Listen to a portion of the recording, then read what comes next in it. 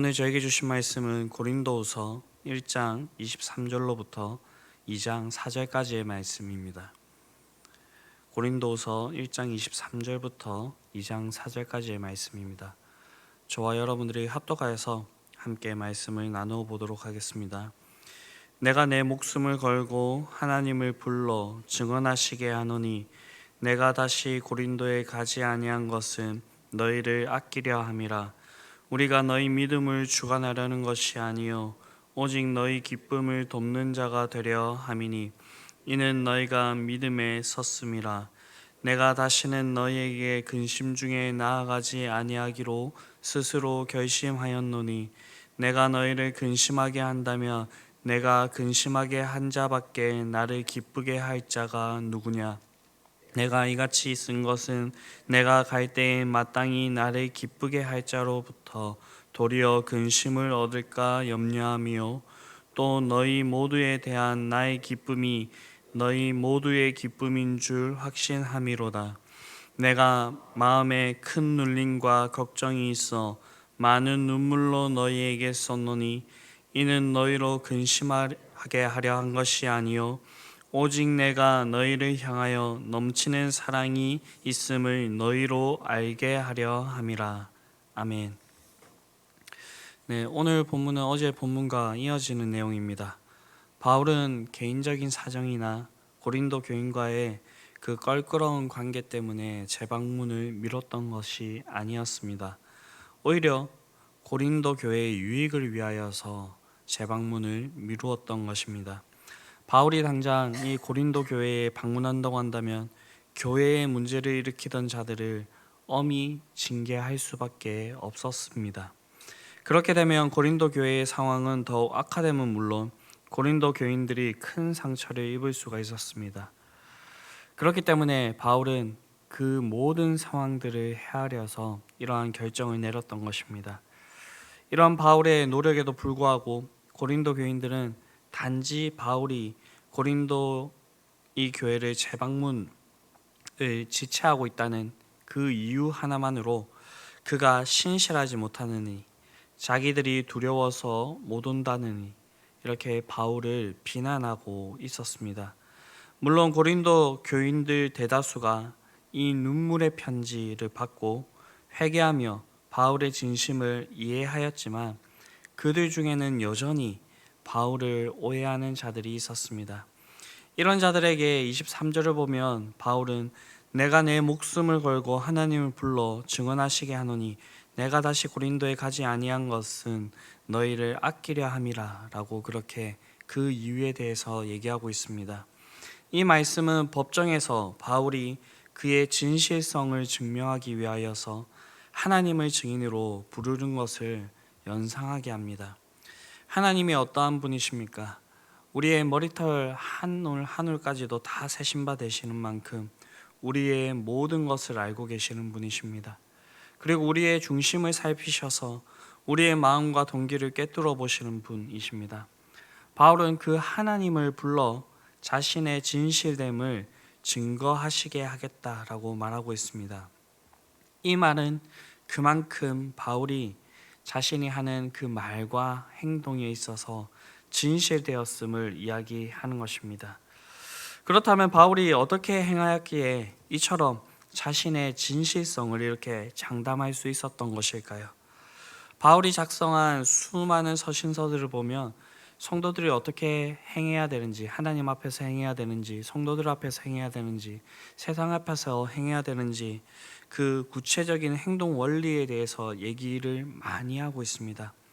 그런데 그 중에서 바울 자신의 진실성에 자부심을 가질 수 있는 근거가 되는 한 구절이 있는데 그 말씀이 바로 골로새서 3장 23절입니다. 여기서 바울은 무슨 일을 하든지 마음을 다하여 죽게 하듯 하고 사람에게 하듯이 말라라고 말씀하고 있습니다. 바울은 이 말씀처럼 살았던 것입니다. 즉 바울이 자신을 오해했던 사람들과 하나님 앞에서 떳떳할 수 있었던 것은 그가 모든 일에 마음을 다하여 죽게 하듯 하였기 때문입니다. 성경을 보면 하나님은 의로우시며 판단이 정직한 분이라 그렇게 말하고 있습니다. 그렇게 그 누구도 하나님 앞에서 거짓으로 속일 수 없으며 그분 앞에서 성실치 못한 그 마음도 숨길 수 없습니다. 그렇기 때문에 하나님을 불러서 자신의 그 상황을 대변하고자 하는 이 바울은 언제나 죽게 하듯이 그렇게 살았다라는 것입니다. 그래서 바울은 자신의 진실됨을 아시는 하나님을 자신의 진실성을 입증하는 증인으로 부를 수가 있었다라는 것입니다. 우리의 삶의 모습도 이래야 될 것입니다. 우리가 하나님 앞에서, 사람들 앞에서, 그리고 성도들 앞에서 정말 부끄럽지 않고 언제나 하나님 앞에서 진실한 모습이 있게 되기를 간절히 바랍니다. 모든 일에 마음을 다하여 죽게 하듯 할 수 있는 저와 여러분들이 될 수 있게 되기를 간절히 바랍니다. 그런데 우리의 삶의 모습이 이래야 한다라고 생각을 하고 우리의 삶을 정말로 이렇게 살아간다고 한다면 우리는 가끔 잘못된 생각으로 빠지기도 합니다. 그것은 바로 우리가 하는 만큼 남들도 그만큼 해야 된다는 그런 생각입니다. 우리는 다른 사람의 믿음에 대하여서 주관자가 되려고 해서는 안 됩니다. 24절을 보게 되면 바울은 우리가 너희 믿음을 주관하려는 것이 아니요 오직 너희 기쁨을 돕는 자가 되려 함이니 이는 너희가 믿음에 섰음이라 그렇게 말하고 있습니다. 우리는 이 말씀 속에서 성도가 다른 성도를 대할 때에 어떻게 대해야 되는지에 대해서 배울 수가 있습니다. 바울이 어떠한 사람이었습니까? 자랑하고자 한다면 자랑할 것이 너무나도 많은 사람이었습니다. 예수님의 음성을 직접 들은 사람이었죠. 그리고 3층 천을 다녀온 특별한 영적인 경험도 하였던 사람입니다. 당대의 최고의 율법사라 할 수 있는 가말리엘의 문화에서 배웠던 사람입니다. 그리고 태생적으로 로마 시민으로 특권을 누릴 수 있는 그런 신분도 가지고 있었던 그런 사람입니다. 성경에 능통했으며 율법을 생명처럼 지켰던 유대인들도 그를 인정했던 그런 사람들이었습니다. 종교적으로, 학문적으로, 사회적으로, 신문적으로 어디 하나 빠지는 것이 없는 그런 사람이었습니다. 반면에 고린도 교인들은 어떠했습니까? 고린도전서 1장 26절을 보게 되면 바울은 그들 중에 지혜 있는 자가 많지 아니하며 능한 자가 많지 아니하며 문벌 좋은 자가 많지 아니하도다라고 그렇게 얘기하고 있습니다. 물론 그들 중에는 몇몇이 학식이 있고 몇몇은 지혜의 은사가 있었습니다. 그러나 바울과 비교해 본다고 한다면 그들은 바울 앞에 어떻게 이렇게 갖다 대지도 못할 만큼의 그런 수준이었습니다. 게다가 고린도전서와 후서를 보게 되면 이들은 이단의 가르침의 게임에 넘어가게 되고 교회 안에서 음행을 행하는 듯 많은 잘못들을 저질렀던 사람들입니다. 이런 것들을 감안한다면 바울이 고린도 성도들을 볼 때에 어떤 마음이 들었겠습니까? 그리고 그들 중에 만약에 바울이 지속적으로 사랑하는 마음으로 그들에게 충고했지만 동일한 잘못들을 계속해서 거듭한다면 어떻게 하겠습니까? 너무나도 속이 상하겠죠. 저 같으면 이렇게 얘기해 볼 수도 있을 것입니다. 왜 그러십니까? 내가 저번에도 이렇게 하지 말라고 얘기하지 않았습니까? 내가 저 사람보다 신앙이 많고 그 사람의 약함을 보호하도록 가르쳐야 한다는 생각이 있다면 이렇게 얘기해 볼 수도 있을 것입니다. 그런데 내가 다른 성도들을 가르친다고 해서 그 사람들이 변화를 받고 그렇게 빨리 변할 수 있을까요? 그렇지 않습니다. 신앙과 믿음에 관한 한 우리는 다른 사람을 좌지우지할 수 없습니다. 그 사람이 받아들일 수도 있지만 대부분은 반발이 일어나게 되는 것을 볼 수가 있습니다. 사람은 다른 사람의 믿음을 주관할 수 없습니다. 믿음은 하나님께 속한 고유의 영역입니다. 하나님이 역사하셔야 믿음도 생기고 변화도 일어나게 된다라는 것입니다.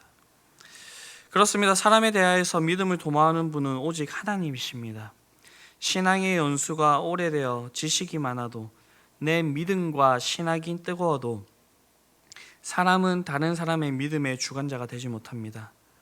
특히 이 말씀은 교회에서 가르치는 그 직분에 있거나 아니면 지도적인 위치에 있는 그 사람들이 더욱더 명심해야 될 말인 것 같습니다. 내가 어떤 사람을 그 믿음으로 어떻게 해보겠다라는 생각을 버려야 됩니다. 그리고 그 믿음에 관한 한 그것은 하나님께 맡겨드려야 됩니다. 그렇다면 우리는 아예 손 놓고 있어야 될까요? 그것은 아닙니다. 하나님께서 그를 도우시고 은혜를 베푸시도록 우리는 끊임없이 기도해야 되고요. 우리는 다만 그 옆에서 돕는 자가 되어야 됩니다. 다른 이의 기쁨을 도모하기 위해서 함께 시간을 보내주고요. 이해해주는 친구로서 그렇게 교제해야 된다는 것입니다. 가르치는 것조차 믿음을 주관하는 차원이 아니라 그 사람을 도울 수 있는 차원에서 우리가 신중하게 접근해야 된다는 것입니다. 우리가 어떻게 이러한 수고와 헌신과 노력을 할 수 있겠습니까? 주님의 마음이 내 마음이 되면 그렇게 할 수가 있습니다. 다른 말로 주님의 은혜와 사랑을 우리가 더욱더 깊이 체험하게 된다면 이렇게 할 수가 있습니다. 4절을 보게 되면 바울이 고린도 성도들을 얼마나 끔찍히 아꼈는지를 알 수가 있습니다.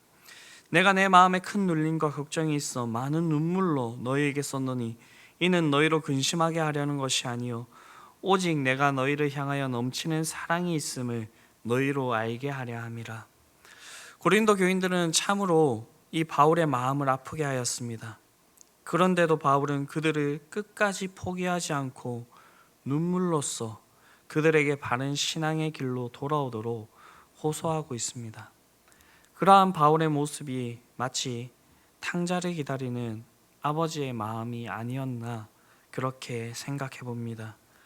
고린도전서를 통하여서 말하였음에도 별 감흥이 없었고 근심의 방문이 있은 후에 오해가 더욱더 가증되고 있음에도 불구하고 바울은 여전히 이 고린도 성도들의 곁을 떠나지 않았습니다. 물론 얼굴과 얼굴을 마주할 수는 없었지만 바울이 그 애통하는 마음과 사랑하는 마음을 담아서 이 고린도 교인들에게 권면하는 항변하는 그런 편지를 보내고 있습니다. 바울은 원래는 살기와 위협이 등등하여서 예수님을 믿는 자들을 죽이는 자였습니다. 그러나 예수님을 만나고 그의 삶이 변하였습니다. 그의 신앙이 더욱더 깊어지면 깊어질수록 그는 교회와 성도를 위하여서 자신을 헌신하는 사람이 되었습니다. 이렇게 할 수 있었던 것은 주님의 은혜와 사랑을 먼저 진하게 경험하였기 때문입니다. 바울은 포기하지 않고 고린도 교인들이 하나님께로 돌아오기를 바라고 있습니다. 그 일을 함에 있어서 여러 오해를 살 수 있는 상황에 있지만 교회의 유익을 위하여서 복음으로부터 멀어지고 있는 그들을 다시 되돌리기 위하여서 자신이 받지 않아도 될 그 상처들을 담담히 받아내고 있으며 그들에게 어떠한 것이 더욱더 유익할까를 고민하며 그들에게 다가가고 있는 그 모습을 볼 수가 있습니다. 이렇게 할 수 있었던 것은 그들을 정말 하나님의 마음으로 사랑하였기 때문입니다. 하나님을 닮은 그의 사랑이 비난을 받으면서 복음에 멀어지고 있는 다른 성도들을 향해 그 바울 자신을 내몬 것입니다. 이러한 모습이 우리에게도 풍성이 있을 수 있게 되기를 바랍니다.